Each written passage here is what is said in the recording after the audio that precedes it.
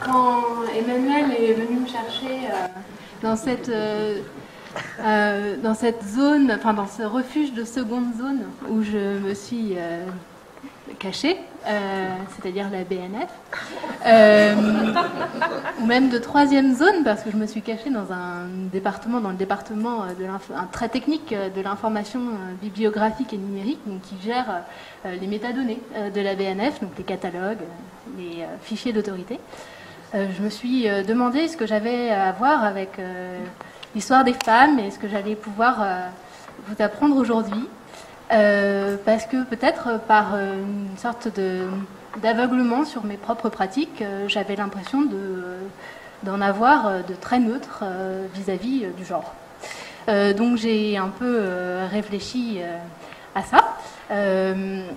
Non, effectivement, j'avais l'impression qu'à la BNF, comment on dit ça, j'étais vraiment pas la mieux placée pour parler de l'histoire des femmes, pour parler de nos activités qui concernent l'histoire des femmes, parce que dans les missions de la BNF qui sont prévues au décret de 1994, le décret fondateur de l'établissement public de la BNF, on a bien la collecte aussi, enfin, ça ressemble, on a aussi des C, la communication, la collecte, la conservation, la communication des fonds, enfin, qui est des collections, qui est nommée fourniture d'un accès aux collections à un public le plus large possible, je crois, je ne sais plus exactement comment c'est cité.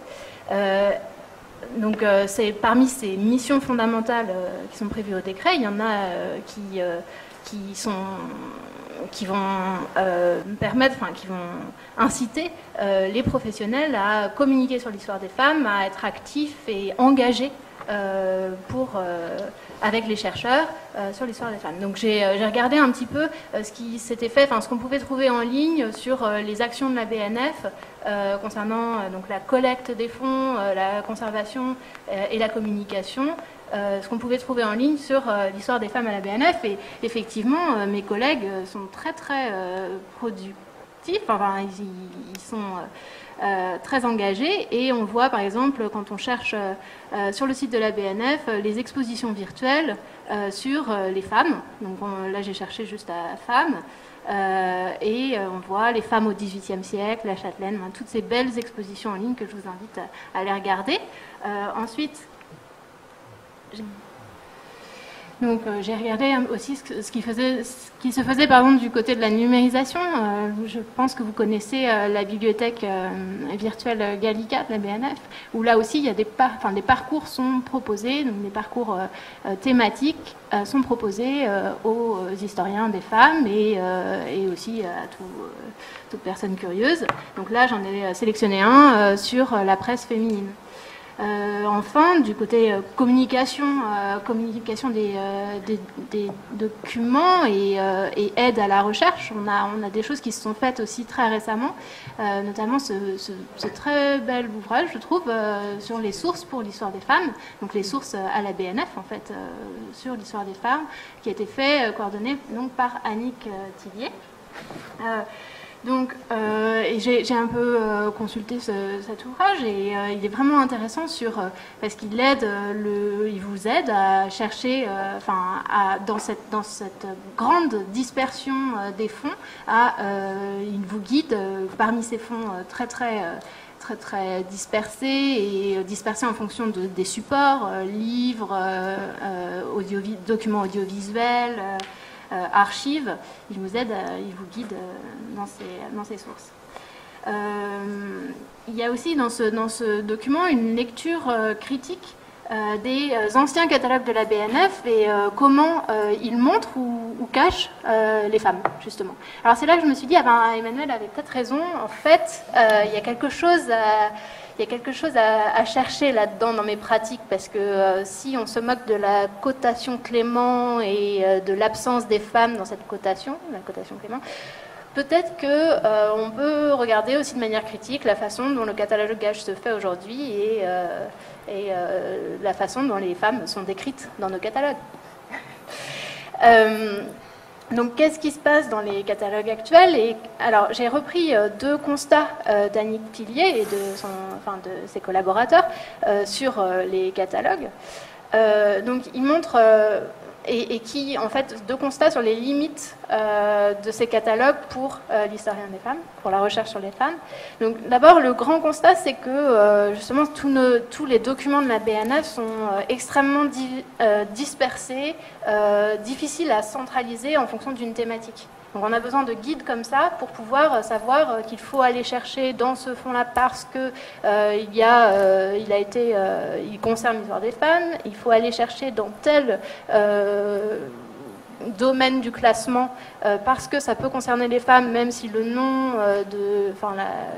le nom du classement ne désigne pas particulièrement que c'est un fonds sur les femmes, etc. Donc il y a une grande dispersion des documents. Et donc je me suis demandé, alors est-ce qu'on a amélioré un peu cette situation depuis lors? Est-ce que les catalogues actuels, tels qu'on les gère, permettent de pallier ce problème-là de dispersion des fonds? Et donc c'est par les autorités, en fait, par les fichiers d'autorité qu'on a commencé à apporter une réponse. Donc, une sorte de pivot qui va vous aider à vous guider dans ces fonds très dispersés. Donc, j'en parlerai plus longuement parce qu'en fait, c'est mon cœur de métier plus tard. Et puis, on a aussi, il y avait un deuxième constat qui était que les catalogues, donc le catalogue de l'histoire de France, par exemple, qui était un des grands catalogues de la BNF, se reflétait en fait, ne mettait pas vraiment en valeur les femmes parce que il reflétait en fait l'historiographie, l'histoire en train de se faire. Donc, ce qui est logique. Donc, je me suis demandé, est-ce que c'est toujours quelque chose qui a cours? Est-ce qu'on est toujours en train de suivre l'historiographie? Et la réponse, c'est oui. Et la réponse, elle se trouve quand on consulte l'indexation, en fait, qui est faite dans nos catalogues. Donc l'indexation, elle se fait par un des outils que même Dufourneau a cité, c'est le langage qui est un langage national, un référentiel Rameau. On utilise aussi Dewey à la BNF, mais c'est uniquement pour les collections en libre accès. Donc, j'espère que ça va marcher. Ah oui, bon. Donc ça, c'est le langage d'indexation qui vous montre comment le catalogue continue, suivant sa tradition, la tradition par exemple qu'il a prise du catalogue de l'histoire de France, continue à suivre fidèlement, loyalement l'historiographie. Et voilà. Donc les femmes sont très présentes parce qu'en fait vous êtes très actifs. Donc félicitations. Il y a énormément d'entrées Rameau. Alors ce qui est plus intéressant, c'est de passer par l'entrée femme qui va vous donner normalement les liens vers tous les sujets qui sont liés aux femmes. Oui, et les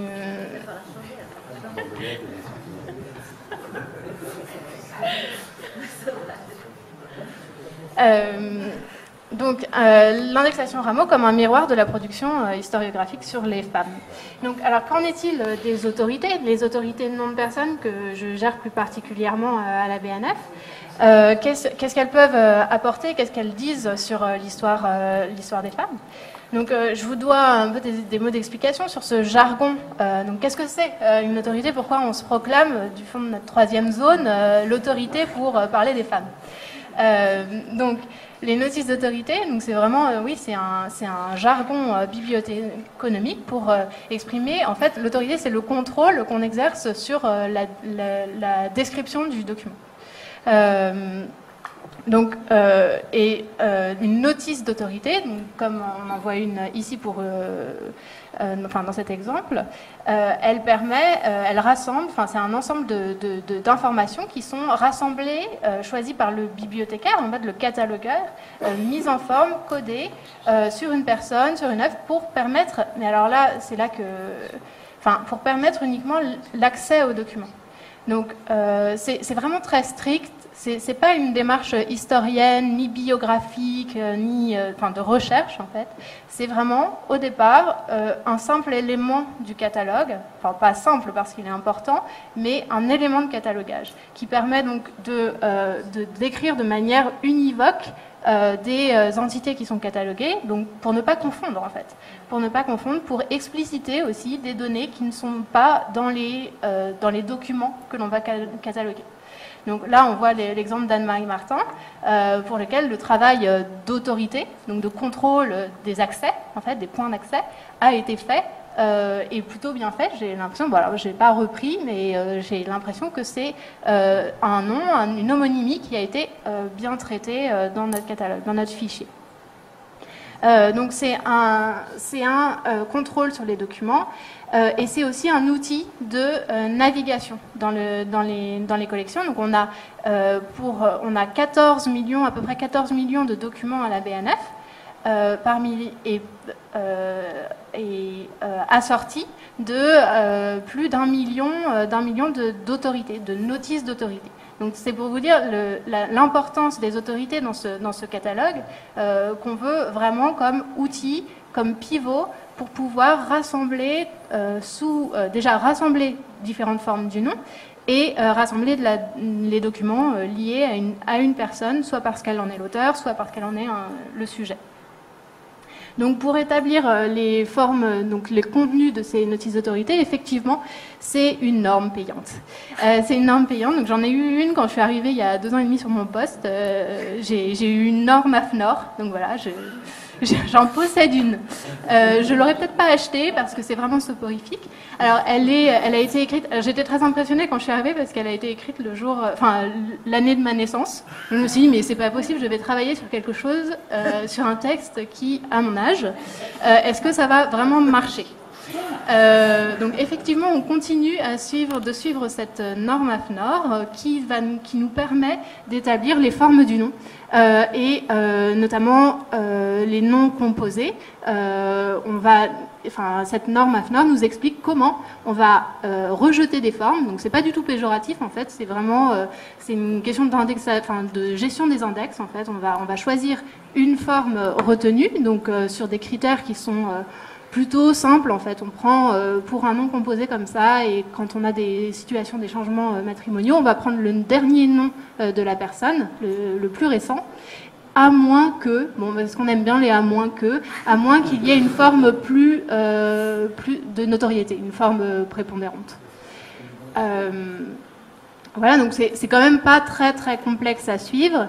Cette norme, elle nous permet donc de gérer les formes, rejeter et en fait c'est des variantes, des formes associées, et elle nous donne des indications sur les sources qu'on doit, sur le contenu des notices, etc. Oui. Mais alors depuis 1986, on a quand même réfléchi, on a un peu évolué, notamment parce que la norme a été écrite au moment où on commençait à informatiser en fait les catalogues. Le premier fichier d'autorité de la BNF c'est 1985. Donc depuis on a évolué, on a changé nos façons de gérer les catalogues et surtout d'échanger les données avec d'autres institutions. Et donc il y a notamment sous l'égide de l'IFLA, mais maintenant dans une perspective un petit peu plus interprofessionnelle avec les archives justement. Florence Claveau est une de nos collaboratrices à la BNF. Donc nous avons réfléchi à la façon de structurer nos métadonnées et aux données qui pouvaient être intéressantes de faire figurer dans les notices d'autorité. Alors là c'était donc effectivement il y a des normes qui nous expliquent ce qu'on doit faire figurer dans une notice d'autorité, et puis il y a malheureusement des pratiques et la subjectivité du catalogueur. Alors là, je vous l'ai mis parce que moi, ça m'a beaucoup amusé. Donc, Jeanne Buterne, peintre, compagne de Amedeo Modigliani. Modigliani, bizarrement, on ne fait pas référence à sa relation avec Jeanne Buterne. Donc j'ai fait pas mal de recherches comme ça sur Compagne 2. Je vous invite à les faire dans les notices d'autorité de la BNF qui sont accessibles en ligne. Sur Compagne 2, Maîtresse 2 aussi, c'est intéressant, Maîtresse 2. Voilà. Donc toutes ces notices d'autorité, effectivement, on les maintenant, elles sont structurées depuis longtemps dans un format très riche, dans un format codé, etc.